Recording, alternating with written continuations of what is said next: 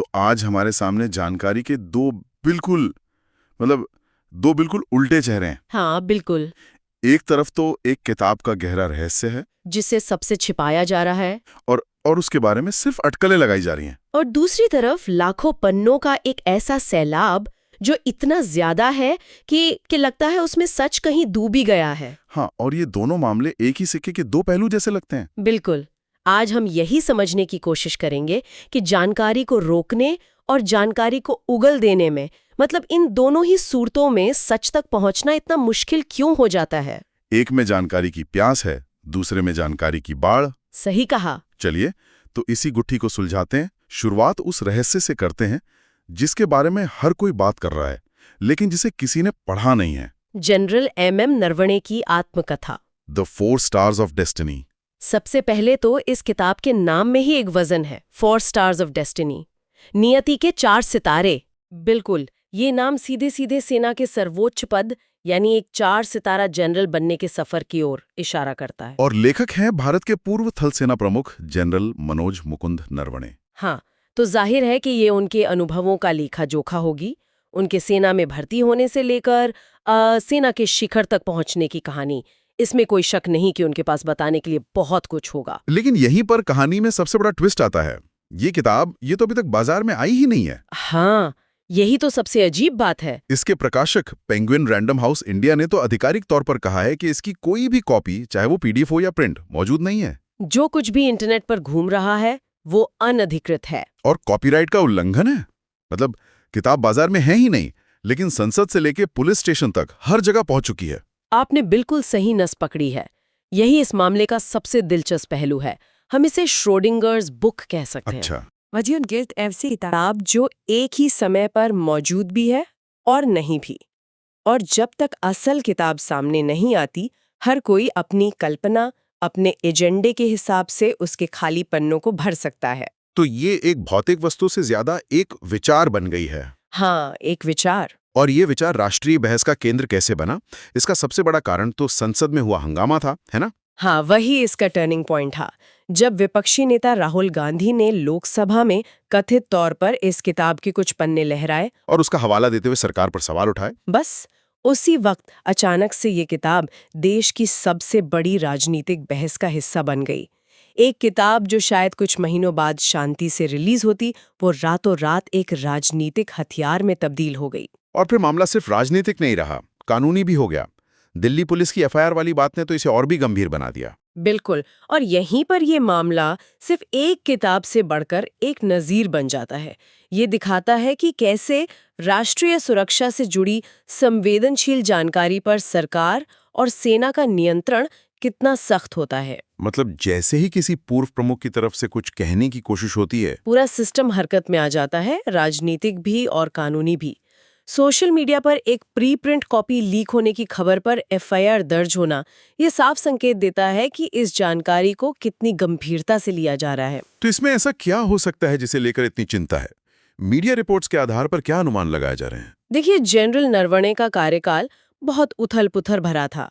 वो उस समय सेना प्रमुख थे जब चीन के साथ गलवान घाटी में वो हिंसक झड़प हुई थी। हाँ, और पाकिस्तान के साथ भी सीमा पर तनाव बहुत ज्यादा था। बिल्कुल, तो जाहिर है उम्मीद की जा रही है कि किताब में इन घटनाओं पर, उस समय लिए गए फैसलों पर और शायद सरकार के साथ हुए संवाद पर उनकी अंदरूनी राय होगी। नेतृत्व, निर्णय लेने की प्रक्रिया, इन सब पर एक पूर्व सेना प्रमुख का दृष्टिकोण तो हमेशा बहुत मायने रखता है। बहुत ज्यादा। लेकिन हमें ये याद रखना होगा कि ये सब तो अभी सिर्फ अनुमान है, अटकलें हैं। हाँ, असल में क्या है ये कोई नहीं जानता।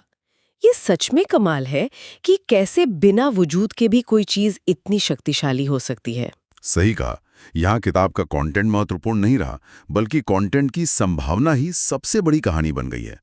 ये दिखाता है कि सूचना के युग में जानकारी का अभाव भी अपने आप में एक बहुत बड़ी जानकारी है। तो जनरल नरवणे के मामले में हमने देखा कि जानकारी को दबाने से कैसे रहस्य, अटकलें और राजनीतिक हथियार तैयार होते हैं।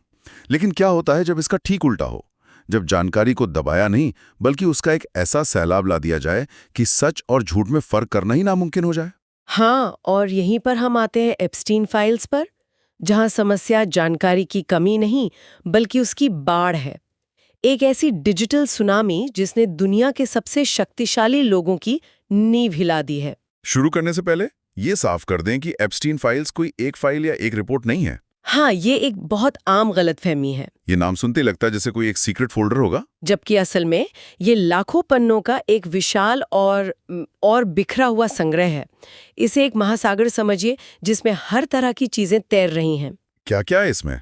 इसमें अदालती रिकॉर्ड्स हैं, FBI और न्याय विभाग की जांच की फाइलें हैं, गवाहों के बयान हैं, वित्तीय रिकॉर्ड्स हैं और सबसे कुख्यात जेफरी एप्स्टीन के निजी विमान जिसे लोलिता एक्सप्रेस कहा जाता था, हाँ, उसके यात्रा लॉग्स यानी फ्लाइट लॉग्स भी हैं। रुकिए, इसमें तो ईमेल, फोन रिकॉर्ड्स और तस्वीरों, वीडियो का भी जिक्र है।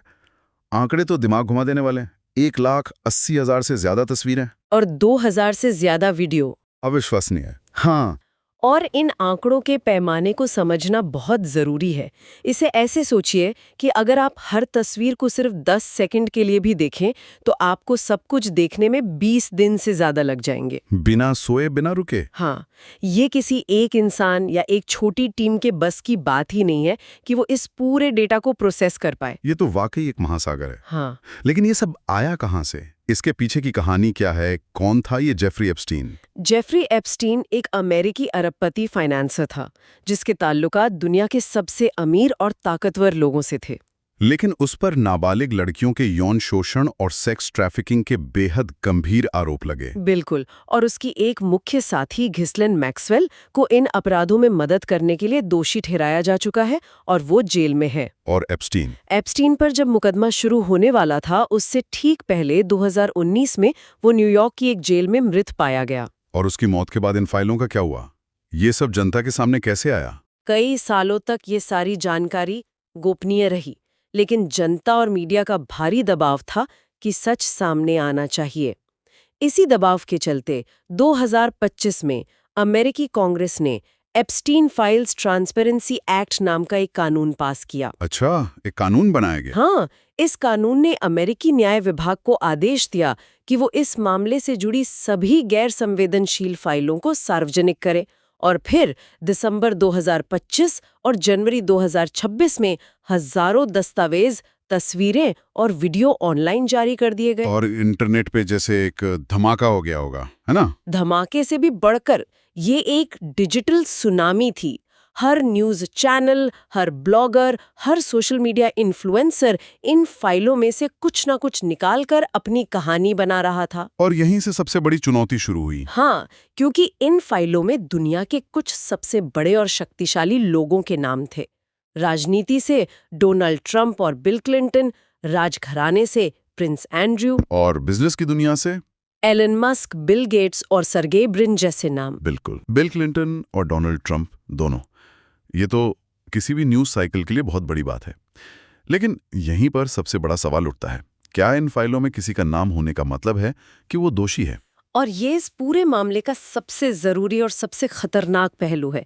इसका सीधा जवाब है बिल्कुल नहीं। ये समझना बहुत जरूरी है। बहुत जरूरी, क्योंकि सोशल मीडिया पर इसी को लेकर सबसे ज्यादा गलतफहमी है। किसी का नाम फ्लाइट लॉग में होना वैसा ही है जैसे किसी बड़ी शादी की गेस्ट लिस्ट में आपका नाम हो। सही उदाहरण है। इसका मतलब सिर्फ ये है कि आप वहां बुलाए गए थे या मौजूद थे, ये नहीं कि आपने वहां स्टेज पर जाकर कोई हंगामा किया।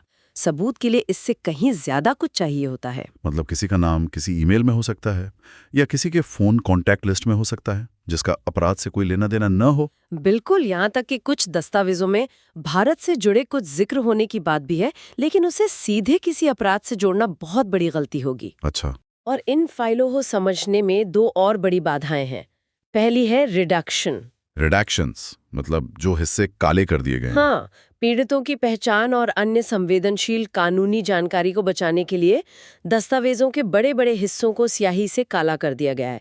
तो आपके सामने एक पन्ना तो होता है, लेकिन आप उसका सबसे जरूरी हिस्सा पढ़ ही नहीं सकते। और दूसरी बाधा है अधूरी जानकारी और संदर्भ का अभाव।